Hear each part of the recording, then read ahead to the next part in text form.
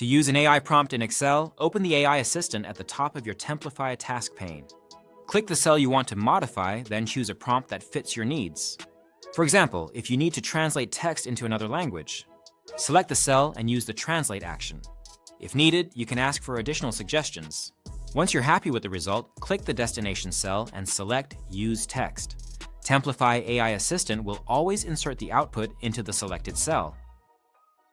Using text from the AI Assistant will reset your undo history. Templafy AI Assistant will notify you when you first use it.